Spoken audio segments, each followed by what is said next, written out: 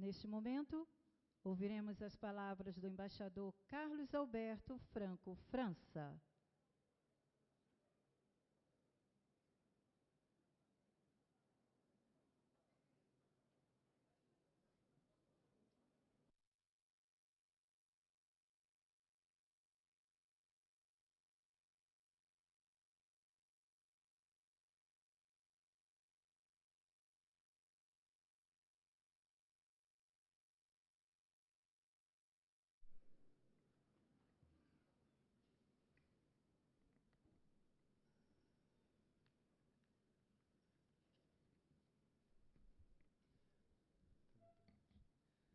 Excelentíssimo senhor Ministro de Estado das Relações Exteriores, embaixador Mauro Vieira, excelentíssima senhora Presidente do Supremo Tribunal Federal, ministra Rosa Weber, senhoras e senhores chefes de missões diplomáticas, cumprimento também em nome do embaixador Celso Amorim, creio que o mais antigo antecessor aqui presente, muito obrigado, senhora ministra Marina Silva e senhora secretária-geral, embaixadora Maria Laura da Rocha. É com especial satisfação, além do sentimento do dever cumprido, que eu participo desta cerimônia.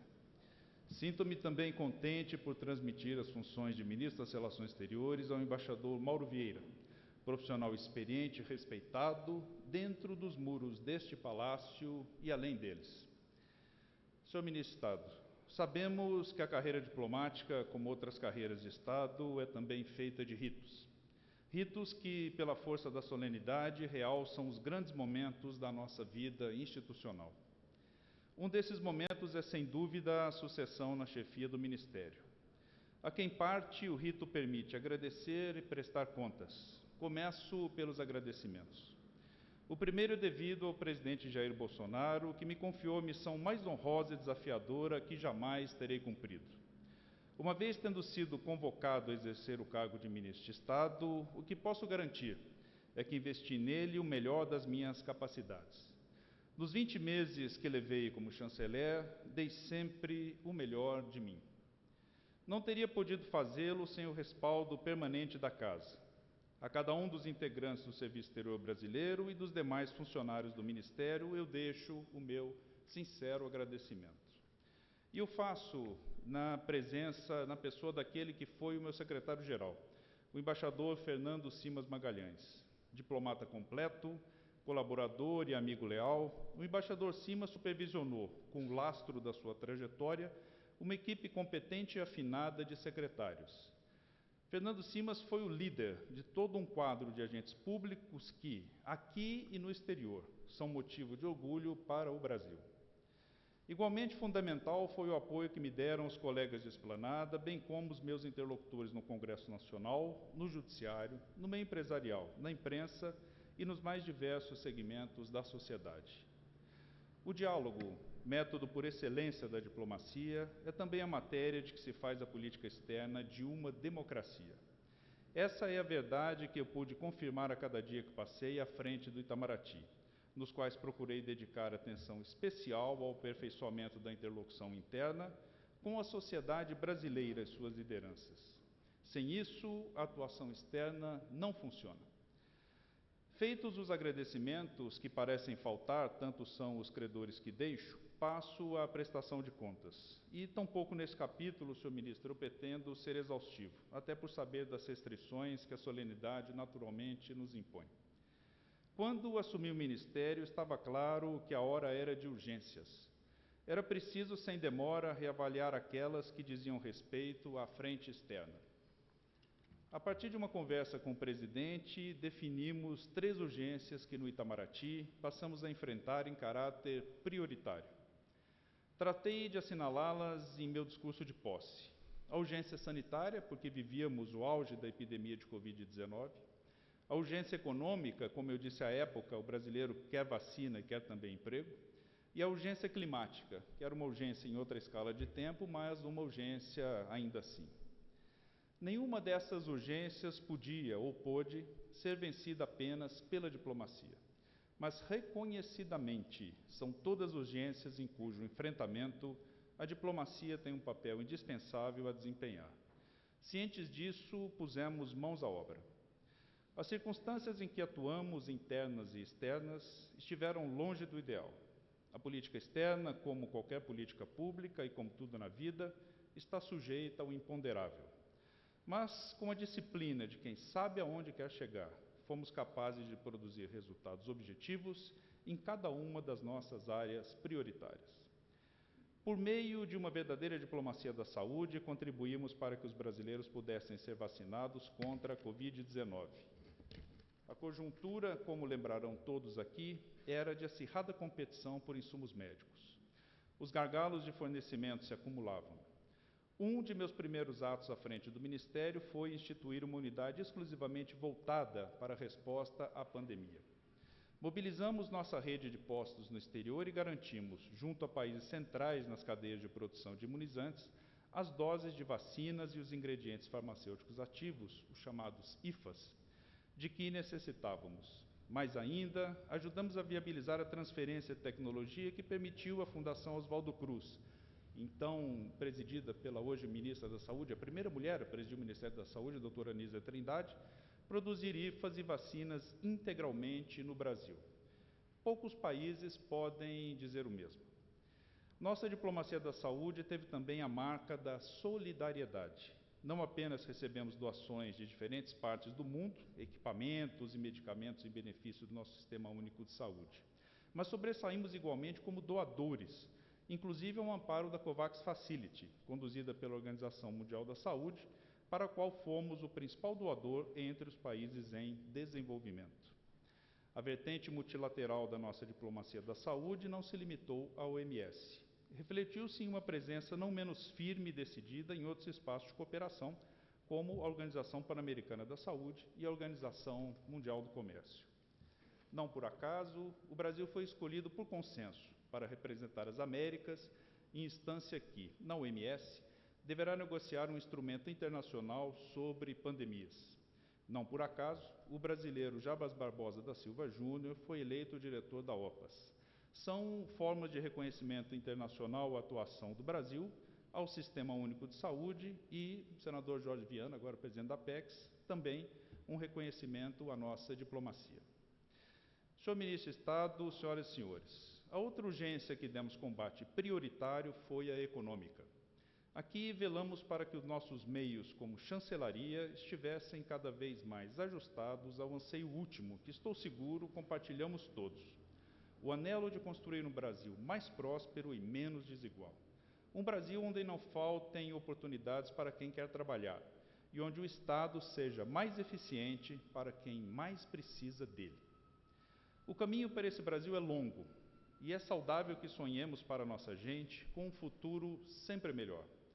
Nesta quadra da história, parece certo que esse caminho passa, necessariamente, por mais abertura ao mundo, mas não por uma abertura ilimitada. Uma abertura soberana, isto é, que seja tributária da nossa deliberação autônoma, pautada por nossos valores e interesses. Uma abertura que sejamos nós a controlar em função do que desejamos fazer do Brasil para os brasileiros. Foi essa concepção de abertura que presidiu a nossa diplomacia econômica. Foi essa concepção que nos guiou quando nos dedicamos a dissipar os equívocos de percepção e a contrarrestar os impulsos protecionistas que têm impedido a assinatura do Acordo Mercosul-União Europeia, ou mesmo quando evitamos esforços em nome de mais comércio com outros parceiros mundo afora, a começar pelos nossos vizinhos sul-americanos. Foi essa concepção que nos guiou quando, durante a pandemia e após a eclosão do conflito na Ucrânia, nos engajamos para manter a fluidez do comércio agrícola, das commodities que exportamos aos insumos que importamos. A abertura me pareceu um antídoto contra a insegurança alimentar e a insegurança energética. Foi ainda essa concepção que nos guiou quando levamos a cabo a defesa da nossa agropecuária contra investidas dos núcleos duros do protecionismo global. Por exemplo, ao projetar a imagem da produção brasileira como aquilo que ela é, uma atividade altamente sustentável, intensiva em ciência e inovação. Foi essa concepção que nos guiou, enfim, quando demos seguimento às decisões de alcance estrutural, como que resultou na intensificação do processo de acessão do Brasil à Organização para a Cooperação e Desenvolvimento Econômico, a OCDE. Jamais se pretendeu que a OCDE fosse uma panaceia. Isso não existe. Não há atalhos para o desenvolvimento, que depende, sobretudo, de nossa capacidade interna de organização e mobilização. Mas a nossa convicção é que a proximidade com a OCDE, a abertura para as ideias que ali se cultivam, concorre para aprimorar as condições a partir das quais continuaremos a construir aquele Brasil porque ansiamos. Chego, por fim, à urgência climática, e aqui também penso que fizemos muito em diferentes tabuleiros. Ressalto a contribuição decisiva do Brasil para o que se pôde obter na COP26 da Convenção Quadro das Nações Unidas sobre Mudança do Clima. Em Glasgow, estivemos entre os países que tornaram possível a finalização do chamado Livro de Regras do Acordo de Paris, aí incluído o Acordo Sexto, que trata do mercado de carbono. Anunciamos novos e mais ambiciosos compromissos climáticos para o país e reiteramos a antecipação de 2060 para 2050 do nosso objetivo de longo prazo de atingir a neutralidade climática. Em suma, o país novamente encarnou o protagonismo que lhe cabe nas tratativas internacionais sobre o clima. E, uma vez mais, afirmou-se como articulador de consensos, como fonte de soluções. Desempenhamos esse mesmo papel em consonância com a tradição diplomática da Casa de Rio Branco na cúpula do G20 em Bali, com êxito e reconhecimento internacional, apesar das condições difíceis relacionadas às disputas geopolíticas em curso entre as grandes potências. Senhor Ministro de Estado, consagrar recursos prioritários às urgências sanitária, econômica e climática não nos levou a descurar do conjunto orgânico de uma política externa que, embebida em longa tradição, abarca os mais variados temas e cobre todas as regiões do planeta. Uma política externa que, como convém a um país do tamanho do Brasil, responde também a considerações sistêmicas ligadas ao próprio funcionamento do concerto internacional. Mas eu disse que não seria exaustivo e, se vou agora além das 3 prioridades de política externa que regeram a minha gestão, é para brevemente tocar em mais um campo apenas, o das eleições em fóruns internacionais. E a escolha aqui explica-se por ser um campo de um quantificável, de indiscutível significado qualitativo. Em menos de 2 anos, nós conseguimos conquistar espaços valiosos, nós, o Brasil. Elegemos um juiz da Corte Internacional de Justiça em vaga decorrente do sentido falecimento do renomado jurista e professor de tantos de nós, eu inclusive, Antônio Augusto Cansado Trindade. Elegemos um juiz da Corte Interamericana de Direitos Humanos, aqui presente, o Dr. Rodrigo Mudrovec, que foi eleito, inclusive, como o mais votado dessa eleição, que elegeu 4 nomes para a Corte. Elegemos um membro da Comissão de Direito Internacional das Nações Unidas e, como já ficou dito aqui, elegemos um diretor da OPAS. Revendo o meu discurso, o embaixador Fernando Simas ainda me lembrou que também foi eleito o brasileiro Ilan Goldfein, presidente do BID, a primeira vez que um brasileiro exerce essa presidência. O Brasil também foi reeleito para o Comitê Organizacional da Comissão de Consolidação da Paz das Nações Unidas e para o Conselho da FAO. Assumiu a presidência da Confederação Geral da Unesco, órgão máximo da organização. E desde janeiro de 2022, eleito por expressiva maioria de votos em junho de 2021, o Brasil vem exercendo o seu 11º mandato como membro não permanente do Conselho de Segurança da ONU. E, como encerramento, liquidamos, graças ao apoio do Presidente da República e do Ministério da Economia, cerca de 85% do passivo de dívidas a organismos internacionais, dívida essa e esse passivo que se arrastava a várias gestões. Vejo, senhor ministro, nessas conquistas uma obra diplomática de longa gestação. Vejo nelas a continuidade de uma política externa que se justifica nos aportes que traz para aquele Brasil mais próspero, para aquele Brasil menos desigual que todos nós almejamos. Senhor Ministro de Estado, antes de concluir, uma breve palavra sobre a administração da Casa, que é nossa. Sob a batuta do embaixador Fernando Simas Magalhães, encaramos problemas velhos e novos com uma inabalável vontade de acertar e de fazer a diferença.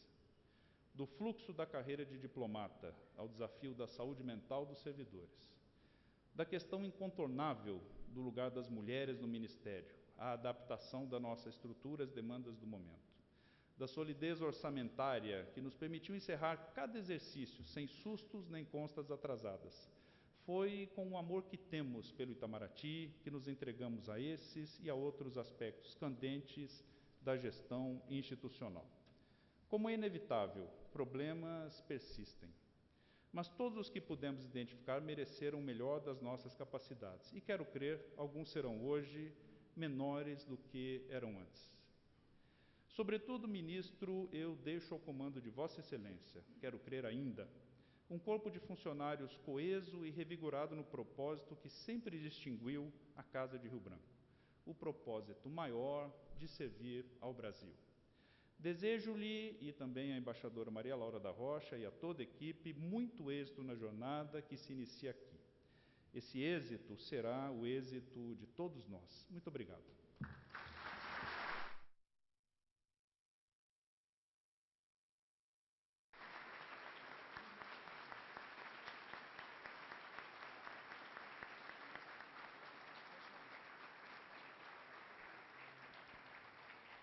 Com a palavra, o embaixador Mauro Vieira, ministro de Estado das Relações Exteriores.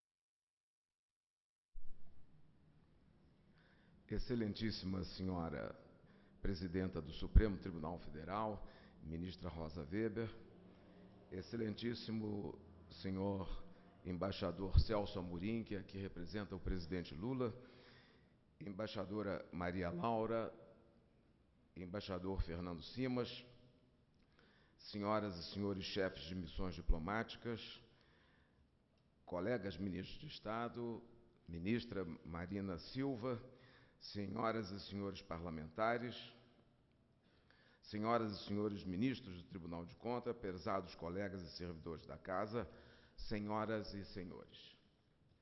Minhas primeiras palavras são de gratidão ao senhor Presidente da República pela confiança em mim depositada para chefiar o Itamaraty e executar a política externa que reconduzirá o Brasil ao grande palco das relações internacionais. Nada poderia honrar-me mais do que ser convocado para colaborar com esse trabalho, que será de todo o Brasil e em benefício de todos os brasileiros. Nada poderia dar-me mais certeza do privilégio que recebo do que recordar o papel único que o presidente Lula exerceu durante os seus 2 mandatos prévios. Neles, com sua política externa ativa e altiva, e a intensa diplomacia presidencial elevou o Brasil a um patamar inédito em sua necessária e insubstituível ação internacional. Ajudá-lo a retomar essa atuação de forma criativa, inovadora e atenta às mudanças do Brasil e no mundo é uma oportunidade sem par, sobretudo para mim, que também é a culminação de uma carreira de quase 50 anos a serviço do Itamaraty e do Brasil. Quero render uma homenagem agradecida a 2 queridos chefes estadistas de primeira grandeza que marcaram profundamente a minha formação profissional e a minha vida pública. São eles os ex-ministros Renato Archer e Celso Amorim.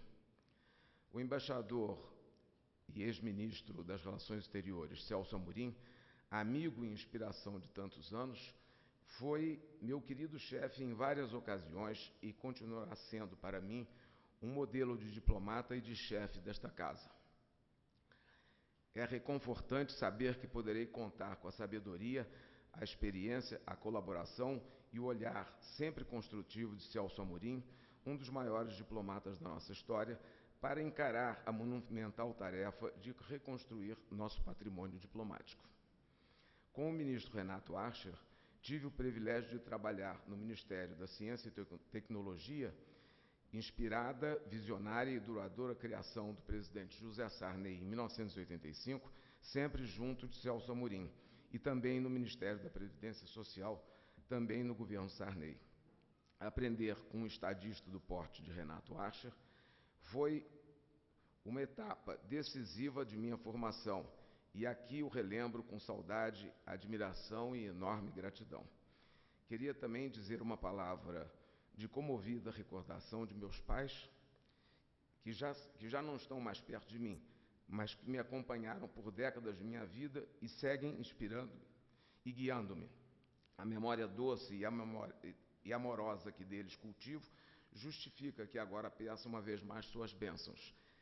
Agradeço também a minha família aqui hoje presente, que sempre me acompanharam e inspiraram. Minha irmã, Maria Lúcia, e seus filhos, Júlia, Leonardo, Letícia e Paulo Henrique. Não é comum a que nos seja dada uma segunda oportunidade de voltar a fazer algo que foi brusca, involuntariamente interrompido. Em maio de 2016, deixei o cargo a que hoje regresso, em meio a um doloroso processo de impeachment que fraturou o país e deixou marcas profundas. Queria reiterar a gratidão que devo à presidenta Dilma Rousseff, primeira mulher a ocupar a presidência de nosso país, pela confiança que em mim depositou naquele período, lamentando que não tenhamos podido concluir na política externa as tarefas a que nos havíamos proposto.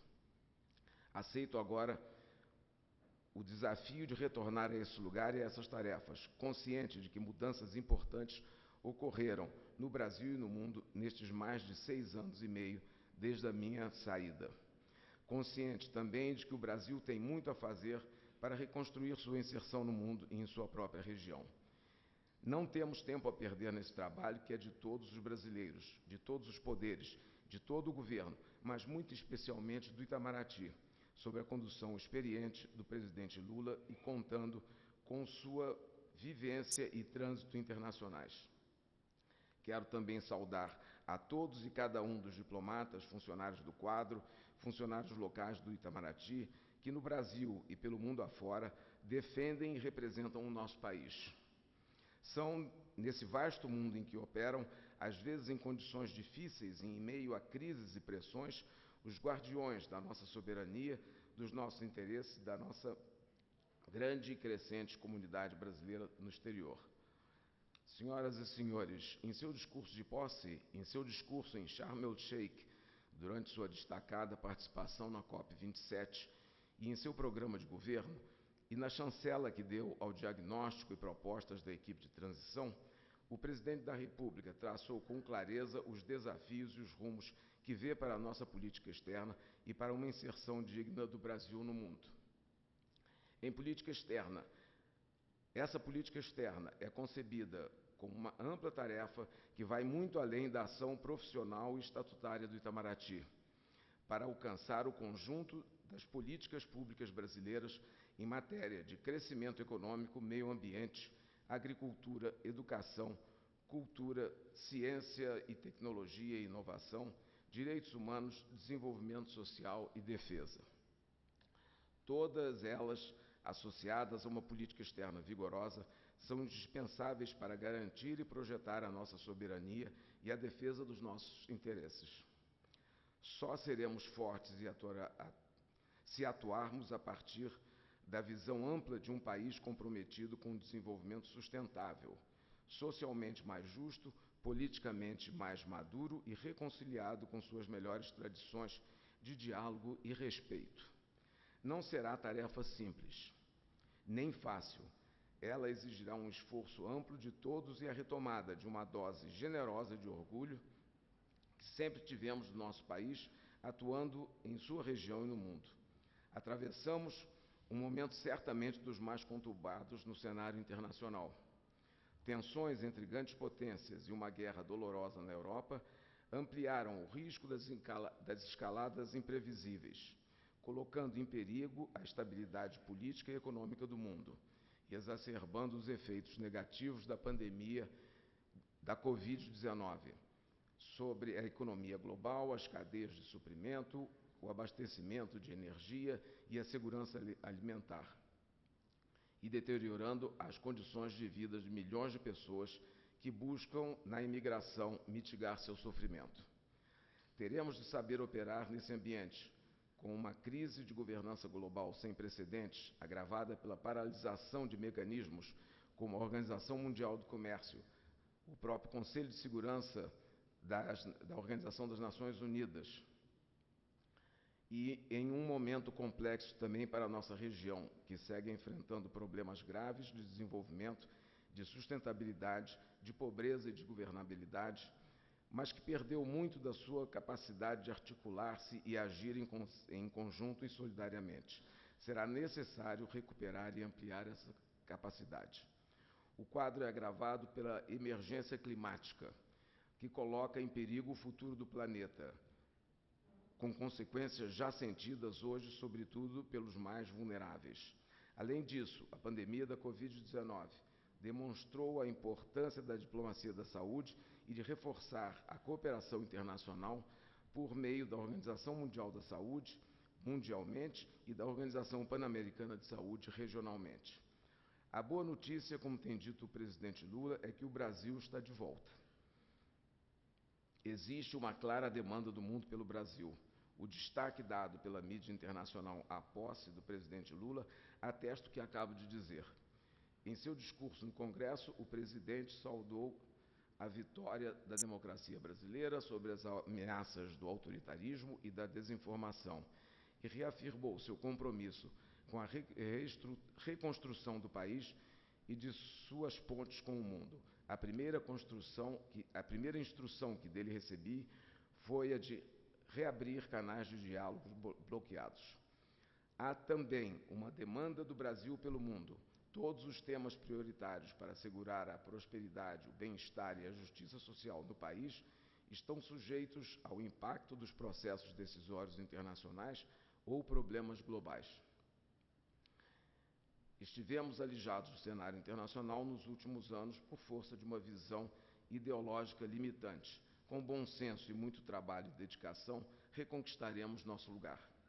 Senhoras e senhores, a principal tarefa da política externa, diante desse quadro, será, de fato, reinserir o Brasil em sua região e no mundo, como corresponde aos nossos valores e interesses. Isso vai requerer uso intenso de nossas capacidades diplomáticas e forte retomada da diplomacia presidencial. Teremos de recompor relações bilaterais danificadas e retomar o protagonismo construtivo nos fóruns e organismos internacionais, onde temos uma contribuição singular a oferecer. O Brasil será um parceiro confiável, um ator incontornável, uma liderança e uma força positiva em favor de um mundo mais equilibrado, racional, justo e pacífico. A política externa voltará a traduzir em ações a visão de um país generoso, com mais justiça social, comprometido com os direitos humanos, apegado ao direito internacional e disposto a dar uma forte contribuição à sua região e ao mundo. Para isso, o Brasil precisa reassumir a sua identidade de grande país sul-americano em desenvolvimento, restabelecer a confiança na relação com nossos vizinhos e voltar a atuar como um país com interesses globais. Senhoras e senhores, para realizar essa política externa, nossa ação no mundo tem de ter coerência com nossa ação interna. Cabe à ação diplomática dialogar com a realidade do país que representa, bem como contribuir para a superação de seus desafios. O presidente Lula deu o tom do que será a sua política para a mudança do clima, reconstruindo as capacidades internas e retomando a cooperação internacional para alavancar o cumprimento das metas nacionais ambiciosas. Ao oferecer o país como sede da COP30 em 2025, o presidente Lula reforçou nossas credenciais internacionais na matéria e retomou a linha que havia começado em dezembro de 1988, com o sábio oferecimento pelo presidente Sarney de sediarmos a Conferência da ONU sobre Meio Ambiente e Desenvolvimento, a Rio 92, verdadeiro divisor de águas na questão ambiental e do desenvolvimento sustentável. O Brasil tem todas as condições de consolidar-se como um modelo de transição energética e economia de baixo carbono. Isso exigirá esforço interno, mas também uma ativa política de atração de investimentos. Demandará recursos próprios, sem que deixemos de cobrar com firmeza a implementação pelos países desenvolvidos de seus compromissos em matéria de financiamento. E exigirá uma diplomacia ambiental e climática de primeira grandeza, ativa e determinada a defender nossos interesses e a desempenhar o papel de facilitador e de gerador de consensos que, desde a preparação da Rio 92, o Brasil sempre soube exercer até recentemente. Nesse processo, seremos guiados por uma visão integrada do desenvolvimento sustentável em seus 3 pilares: econômico, social e ambiental, com especial atenção para a proteção da biodiversidade, para a preservação da Amazônia e de outros biomas e para a geração de emprego e renda para milhões de brasileiros. Fortalecer a Organização do Tratado de Cooperação Amazônica, a OTCA, será fundamental para reativar a cooperação nesses e em outros temas de interesse dos países amazônicos, bem como coordenar suas posições em foros mundiais. A proposta do presidente Lula de uma cúpula amazônica será elaborada com grande atenção. O Brasil realinhará a política externa em direitos humanos aos parâmetros da Constituição Federal e do direito internacional e dos direitos humanos, sobretudo na promoção da igualdade do gênero, no combate à discriminação e à violência em função da orientação sexual e identidade de gênero, na promoção da igualdade racial e o combate ao racismo e à xenofobia, e na defesa dos direitos dos povos indígenas. Vamos retomar imediatamente o Pacto Global das Nações Unidas, o Pacto Global de Migrações das Nações Unidas e dialogar com os membros do Congresso Nacional para avançar na aprovação expedita da Convenção da ONU sobre Direitos dos Trabalhadores Migrantes. Senhoras e senhores, o Brasil e os demais países emergentes querem ter vez e voz na cena internacional. Não podemos conviver com estruturas decisórias desatualizadas que não refletem a contribuição que podem dar ao enfrentamento de desafios comuns, como segurança alimentar, mudança do clima, comércio e investimentos, e intercâmbio de tecnologias. Fortaleceremos a Zona de Paz e Cooperação do Atlântico Sul. No Oriente Médio, o Brasil retomará sua tradição de boas relações com todos os países. Trabalharemos para avançar na implementação dos acordos do Mercosul com Egito, Israel e Palestina, bem como para explorar a possibilidade de novas frentes negociadoras. Buscaremos parcerias diversificadas, envolvendo produtos de maior valor agregado, investimentos e a ampliação do intercâmbio em tecnologia e inovação. Com relação a Israel e Palestina, 2 países amigos do Brasil, retornaremos à posição tradicional e equilibrada mantida há mais de 7 décadas, apoiando a solução de 2 estados plenamente viáveis, coexistindo lado a lado em segurança e com fronteiras internacionalmente reconhecidas. Nossa bússola nesse tema voltará a ser, como sempre foi, o direito internacional. De extrema importância será desenhar e executar uma estratégia ambiciosa para a Ásia-Pacífico, a região mais dinâmica do mundo, e, em particular, para a China, Índia e Japão, além do conjunto da Associação das Nações do Sudeste Asiático, ASEAN. Buscaremos novas áreas de cooperação em temas de interesse do Brasil, como mudança de clima, proteção do meio ambiente, ciência, tecnologia e inovação, além de ampliar e diversificar o comércio e atrair mais investimentos. As relações com países europeus serão retomadas em novas bases. Aprofundaremos a parceria estratégica com a União Europeia e cooperaremos em temas de interesse mútuo como a dupla transição climática e digital, a inclusão social e a igualdade de gênero. Valorizaremos os ideais democráticos de parte a parte. Nos interessa um acordo Mercosul-União Europeia, equilibrado e com ganhos reais para a economia brasileira, tanto em comércio como em investimentos, e evitando que o meio ambiente tema muito caro ao Brasil, seja utilizado como pretexto para protecionismo.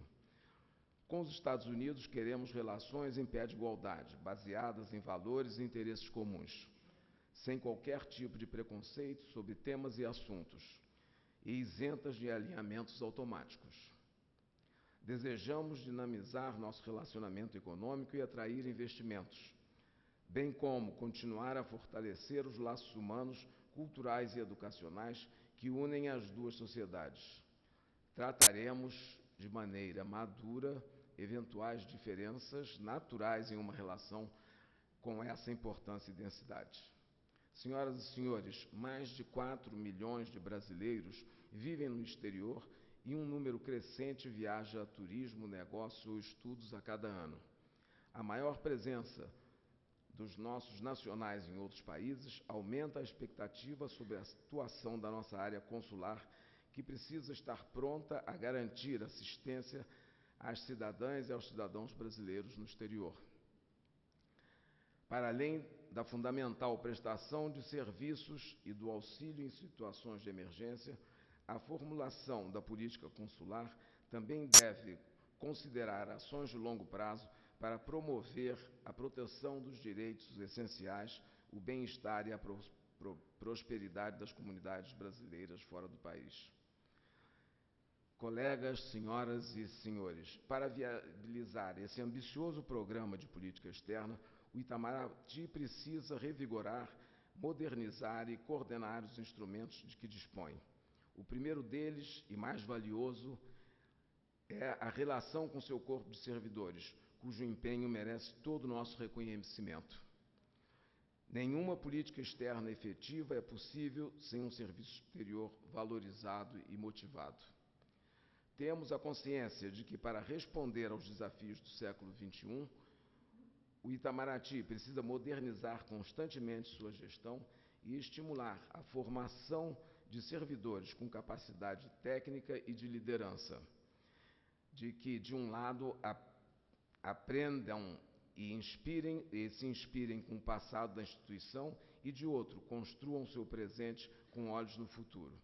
A condição para isso é proteger as prerrogativas constitucionais do Itamaraty, valorizando aqueles que são os 3 mais importantes atributos das carreiras do serviço exterior: a experiência, que deve refletir-se na hierarquia, a memória, uma das nossas fontes de sabedoria, numa área em que a história e os antecedentes têm tanta importância, e a qualidade do nosso trabalho.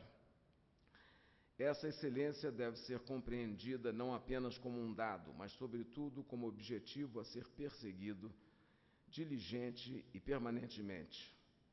Por isso, investiremos na formação e treinamento contínuo dos servidores. A grade curricular dos cursos oferecidos pelo Ministério, inclusive pelo Instituto Rio Branco, será examinada à luz dos desafios contemporâneos. Quero dar uma palavra especial aos jovens diplomatas, que são, ademais do futuro, também o presente vivo da instituição e que devem ter seus talentos aproveitados desde cedo, estimulando o exercício da criatividade e da inovação a serviço dos princípios e dos objetivos da política externa. Reconhecemos que os diplomatas ingressados na carreira nos últimos anos viram reduzidas suas perspectivas de poderem vir a assumir posições de responsabilidade condizentes com sua formação, talento e dedicação. Será necessário buscar soluções para o fluxo progressivo e previsível e, ao mesmo tempo, garantir lotação adequada de postos C e D e, sobretudo, consulares. Seremos incansáveis no combate a todo tipo de assédio, discriminação e abusos da função e prerrogativas em nosso Ministério, assegurando independência no tratamento disciplinar. A ouvidoria e a corregedoria do Serviço Exterior passarão a responder diretamente à Secretaria-Geral das Relações Exteriores. Será publicado Guia de Conduta do Servidor Exterior Brasileiro, bem como fortalecida a Comissão de Prevenção e Enfrentamento do Assédio Moral, Sexual e de Discriminação. Determinarei a criação de canais de diálogo para que todas as categorias de servidores possam expressar anseios e formular sugestões, tanto na área administrativa quanto em temas substantivos. Senhoras e senhores, a subrepresentação crônica de pessoas negras e mulheres distancia o perfil da diplomacia brasileira da sociedade que representa. Para reverter progressivamente esse quadro, instruirei a Secretaria de Estado a elaborar uma política de diversidade e inclusão no Itamaraty. Seus parâmetros serão a excelência do serviço exterior, o estudo de melhores práticas sobre o tema e a institucionalização do diálogo com grupos de servidores interessados. Buscaremos recrutar mais mulheres, negros, indígenas e pessoas de diversas regiões do Brasil para o serviço exterior, em particular para a carreira de diplomata. Ampliaremos nossa presença em cargos de liderança, sua presença em cargos de liderança e trabalharemos para superar barreiras à igualdade de oportunidades na ascensão funcional. Aperfeiçoaremos o programa de bolsas de ação afirmativa para negros e reativaremos o Comitê para a Promoção dos Direitos de Pessoas com Deficiência. O diálogo interno deverá ser complementado por um diálogo estruturado e renovado com outros órgãos do governo, com a sociedade civil e com a academia. Essa reabertura contribuirá para arejar a reflexão realizada no Itamaraty e dar sentido mais estratégico ao nosso planejamento diplomático. Uma diplomacia pública ágil e consistente permitirá traduzir de modo mais eficiente em um novo e complexo espaço informacional os fundamentos das posições internacionais do Brasil, bem como transmitir de maneira clara os ganhos que a chancelaria atuante e bem equipada assegurará ao Brasil. Finalmente, a nova estrutura do Ministério refletirá as oportunidades da política externa, conferindo o devido relevo a temas como mudança de clima, tecnologia, integração regional, África, atenção às comunidades brasileiras no exterior, diversificação e participação social, entre outros. Senhoras e senhores, essa é a real dimensão do enorme trabalho de reconstrução que nos aguarda, depois de um retrocesso sem precedentes na nossa política externa. Estamos prontos a encará-la de frente e com confiança. Tranquilizam-me a qualidade da nossa força de trabalho, a autoridade, a experiência, a sabedoria e a ampla visão do mundo e do Brasil que o Itamaraty e cada um dos seus integrantes têm. Alegra-me poder contar com o auxílio na qualidade de secretária-geral do Itamaraty, da embaixadora Maria Laura da Rocha, nesta tarefa. Diplomata completa.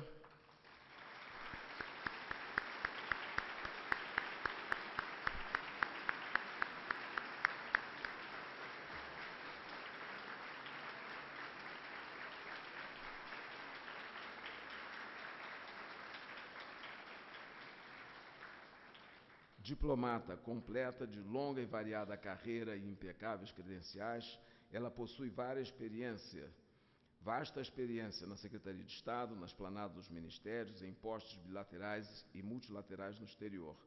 Após 104 anos do ingresso de Maria José de Castro Rebelo, primeira diplomata e funcionária pública concursada do Brasil, uma mulher chega à mais alta função da carreira diplomática, a de secretária-geral do Serviço Exterior Brasileiro.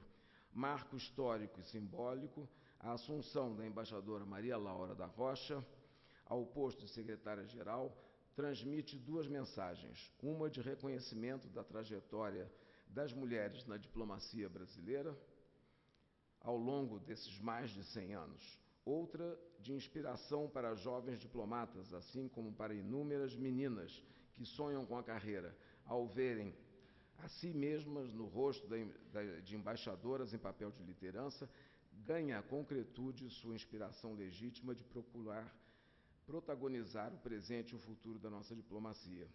Senhoras e senhores, quero convidar a todos, dentro e fora do Itamaraty, a unir-se em torno desse grande projeto de política externa do presidente Lula, que há de trazer o Brasil de volta a um intenso protagonismo internacional para todos os brasileiros, para que todos os brasileiros voltem a orgulhar-se desse país e ver o mundo como um prolongamento de suas vidas, de suas lutas, de seus valores e de seus ideais e realizações. Muito obrigado.